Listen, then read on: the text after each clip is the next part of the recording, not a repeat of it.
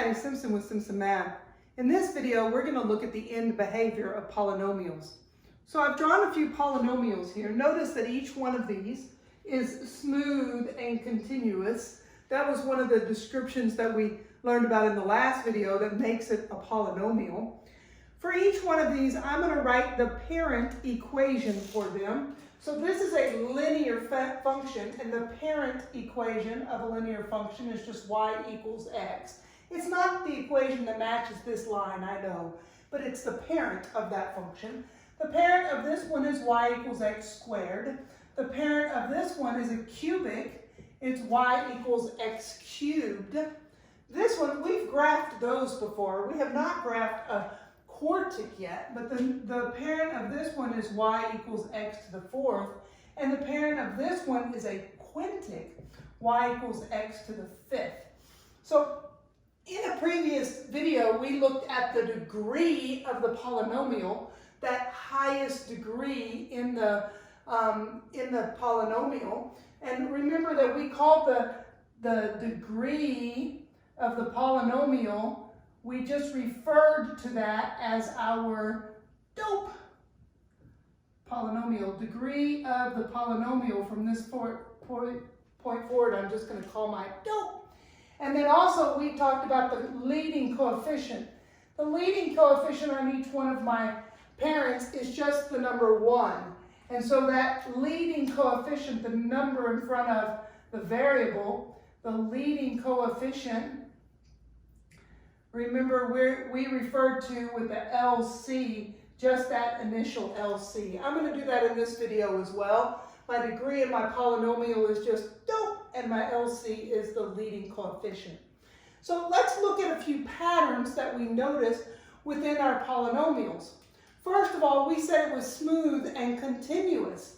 So as we talk about our polynomials over the next few videos, we'll notice that every single time, because it's continuous, I can put in any value for x and I'm going to get an output. So my domain for all of my polynomials is all real numbers. So the domain of all of my polynomials is going to be x, such that x is an element of the real numbers. Or in interval notation, we see it from negative infinity to positive infinity. That's going to be true for all of my polynomials. Then let's look at a few other patterns here. Notice that on each one of these, there are terms. Some of them turn more than others. So for instance, on this linear, we have 0 turns. On the quadratic, we have one turn. On the cubic, we have 2 turns, 2 turns. On the quartic, we have 3 turns. And on the quintic, we have 4 turns. And maybe you've noticed a pattern there, that we expect the number of turns to be 1 less than the degree. That is our expectation, that whatever the degree of our polynomial is, if we subtract 1 from that degree, that is going to be equal to the expected number of turns. So that is one of the patterns that we're going to see. Here's another thing to notice. Notice that on the right of each one of my polynomials, we are rising. On every one of those polynomials, we are rising on the right. We were going to look at the end of behavior, so that on the right, we're rising. Let's look at the end of behavior then on the left. Well, here we fall, we rise, we fall, we increase, we decrease. So notice a pattern there, that every time I have an odd degree, my ends have opposite end behavior. Here my degree is odd and my ends go opposite directions. Here my degree is odd and my ends go opposite direction. That's going to be true with these polynomials. that when the degree of my polynomial is odd, we have opposite end behavior. And when the degree of the polynomial is even, we have same end behavior. So when the degree is even, like in 2, they go the same direction. When the degree is even, they go the same direction.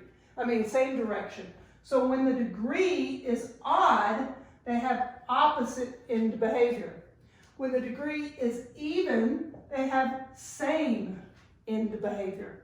Now, maybe you're asking yourself, why didn't I just say when the degree is odd, they fall on the left and they rise on the right? And that's because if we think back to when we did transformations and we think about our equations where we had a leading coefficient that was negative, remember that caused the equation to reflect over the x-axis. So my linear equation now looks like this. And my quadratic, when I put a negative leading coefficient out there, it reflects that quadratic over that x-axis. And my cubic, then, it just takes it and reflects it over the x-axis. So notice that when that happens, when I have a leading negative, my leading coefficient is negative, that on the right now, it's no longer rising. It's now falling. It's still true that when I have an odd degree, they have opposite end behaviors. And when the degree is even, it's the same end behavior. But that leading coefficient helps determine what's happening on the right. When my leading coefficient is positive, on the right, it's going to rise. When my leading coefficient is negative, on the right, it's going to fall. So that's another thing to notice, is that when my leading coefficient is positive, so is greater than 0, or we could say is positive, that it rises on the right. And when my leading coefficient is negative, it's less than 0, it's negative, then it's going to fall or decrease on the right. So we can tell a lot about our polynomial just by looking at our equation. One more thing to kind of look at, one other pattern that we see within our polynomials.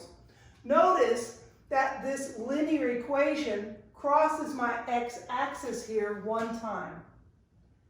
And my quadratic crosses here 2 times. And my cubic crosses my x-axis 3 times. And my quartic crosses 4 times. And my quintic crosses 5 times. Now, that's not always true. Let me give you an example. If we look at the parent quadratic, I just said that the polynomial crosses twice. But if we look at that parent quadratic, it actually, remember, only hit my x-axis at 0, 0. But it turns out that that degree of your polynomial tells you how many roots you have, or how many linear factors you have in your polynomial. So you can kind of think of them as intercepts, but more specifically, they're the roots of the polynomial, or how many linear factors. So for instance, in my y equals x squared, I can rewrite that as linear factors so that I have y equals x times x. Now, if I'm solving for my x-intercepts, I replace my y with 0, and I have 2 numbers there. They happen to be the same number that are multiplying together to equal 0. One of them has to be 0. So either it's that x that's 0. Well, since it's the same number, it's x is 0. But you get the idea that when we have 2 factors, we multiply them out. And when we write them as our x-intercepts, we have 0, 0. I have 2 roots at that particular point, or we call that a double root. So at 0, 0, I have a double root. This quadratic has 2 roots. So the number, the degree of my polynomial is going to tell me how many roots I have. And many times that just shows up as the number of x-intercepts we have. But more specifically, it's the number of linear factors, or the number of roots. So let me write that as a characteristic as well, that the degree of our polynomial is equal to the number of roots of that polynomial. So here are some characteristics that help us to be able to sketch a polynomial just from looking at these things. If we already know that it's always going to be smooth and continuous, we also know that the number of terms is just 1 less than the degree of the polynomial. That when the degree of the polynomial is odd, we're going to have opposite end behaviors. When the degree of the polynomial is even, we're going to have same end behaviors. When my leading coefficient is greater than 0, on the right it's going to rise, and when it's negative, it's going to fall on the right. And then the number of roots is equal to the degree of the polynomial. In the next video, we're going to do some examples where we just give a sketch of the graph just based upon these characteristics. Math Made Simple, it's Simpson Math. Thanks for watching.